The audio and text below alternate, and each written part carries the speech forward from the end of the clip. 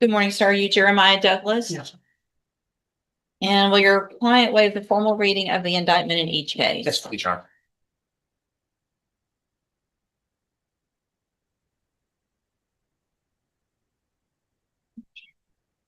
Mr. Douglas, in cause number 25 DCCR 1115, you're charged with the third-degree felony offense of evading arrest or detention with the use of a vehicle from July 27th of 2025. And how do you plead to that charge? Guilty.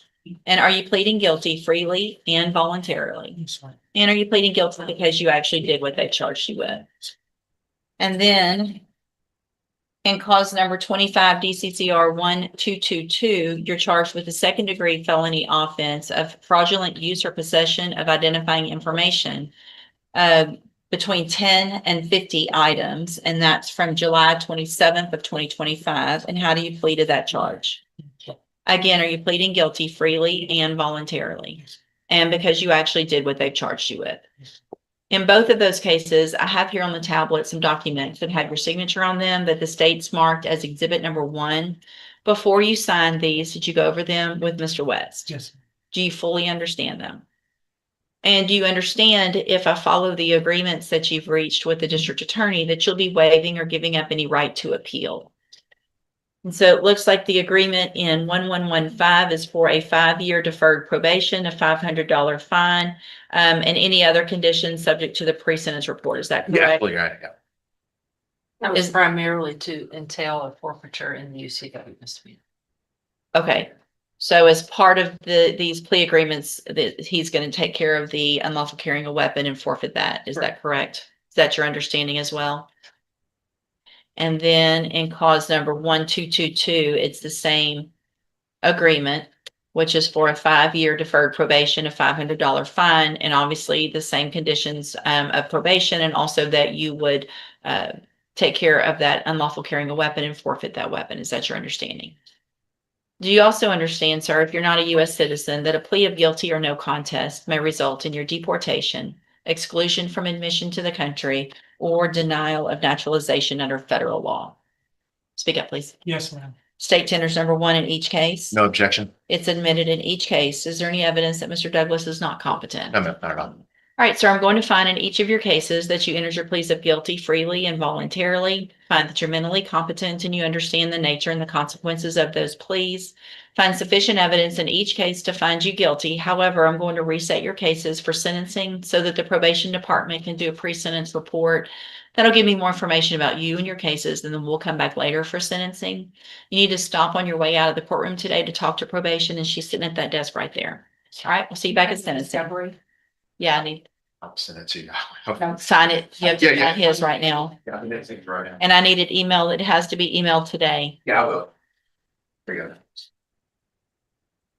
Mr. Galmore, you've got Lance, Laura. Morning, Judge. Good morning.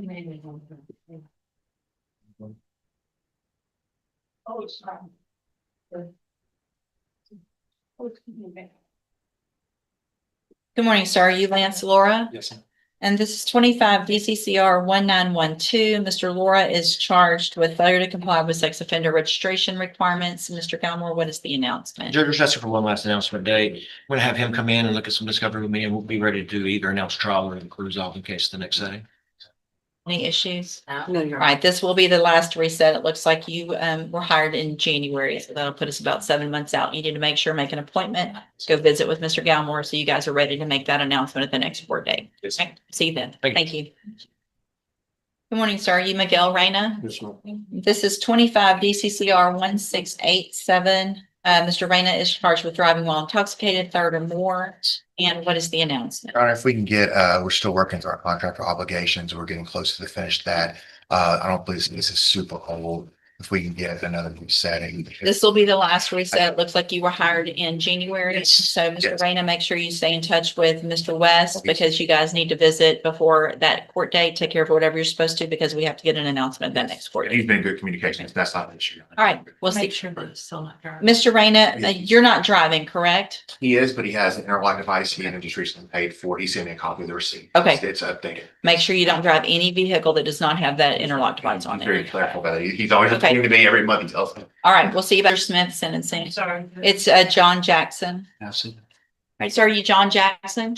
Yep, Your Honor. This is 24 DCCR 1968. Mr. Jackson was previously in court, entered a plea of guilty to aggravated assault with a deadly weapon.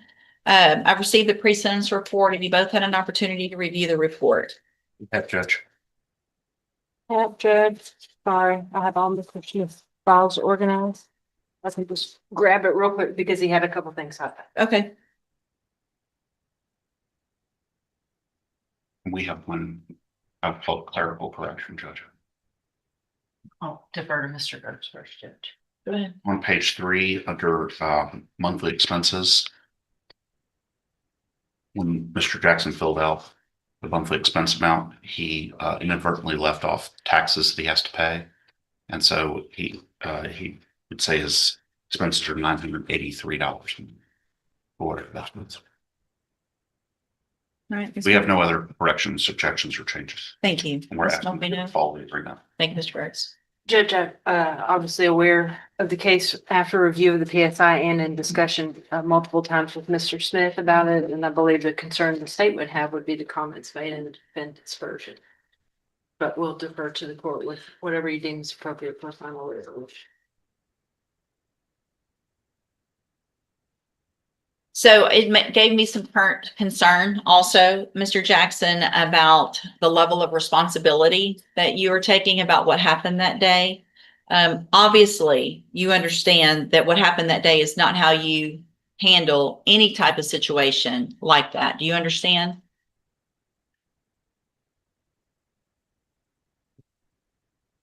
All right, sir. So what I'm going to do is find that you entered your plea of guilty freely and voluntarily. Find sufficient evidence to find you guilty, but I'm going to follow the agreement that you made with the district attorney, defer all proceedings, place you on probation for 10 years. You're ordered to pay the $500 fine and to follow all of the rules and conditions of probation. One of those is that you are not allowed to possess a firearm at all. Do you understand? That's in your home. No one else can have one. No access to any firearms. You understand? Yes, Your Honor. Also, there's going to be a mental health evaluation just to see if there's any issues that need to be taken care of while you're on probation so that they can give you whatever help you need to be successful. If you do everything that you're supposed to while you're on this probation, it's a great opportunity because you don't have a felony conviction on your record. And if you successfully complete the probation, the case will be dismissed. You'll never have a felony conviction. The other side of that, though, is if you violate any condition of probation, you can be brought back into court, found guilty of the offense, and sent to prison for anywhere between 2 years and up to 20 years. Do you understand? Yes, Your Honor. I'm handing you the trial court certification that shows that this was an agreement that I followed, and so you've waived your right to appeal. If you'll just have a seat here in the courtroom, probation's going to call you up when she's ready to go over your paperwork. All right. 8. You're charged with a third-degree felony offense of failure to comply with sex offender registration requirements from August 11th of 2025. And how do you plead to that charge? Guilty. Are you pleading guilty freely and voluntarily? Yes, Your Honor. And are you pleading guilty because you actually did what they've charged you with? Yes. I have here on the tablet some documents that have your signature on them that the state's marked as exhibit number 1. Before you signed these, did you go over them with Mr. Gertz? Yes, Your Honor. Do you fully understand them? Yes, sir. And do you understand if I follow? Before we move on to the next defendant, notice how quickly the courtroom shifts from one life-changing decision to another. Every person standing before the judge has a different story, but the legal process stays the same. Now we're about to hear a case involving felony evading police and identity-related offenses, 2 charges that can carry serious consequences. The big question is, will this defendant earn another chance through probation, or is something much tougher waiting at sentencing? Stay with us, because what the judge says next could determine the rest of his future. I follow the agreement that you've made with the district attorney that you'll be waiving or giving up any right to appeal. Yes, sir. This is a 3-year sentence over 5. Yep. 3 over 5 years. So it looks like the agreement that you've reached is for a 3-year term in prison, but that would be probated. You'd be on probation for 5 years, ordered to pay a $750 fine, and ordered to follow all of the rules and conditions of probation. Is that your understanding? Yes, sir. Do you also understand, if you're not a U.S. citizen, that a plea of guilty or no contest may result in your deportation, exclusion from admission to the country, or denial of naturalization under federal law? Yes, sir. State tenders number one. We have no objection. It's admitted. Is there any evidence that Mr. Landry is not competent? None at all, Judge.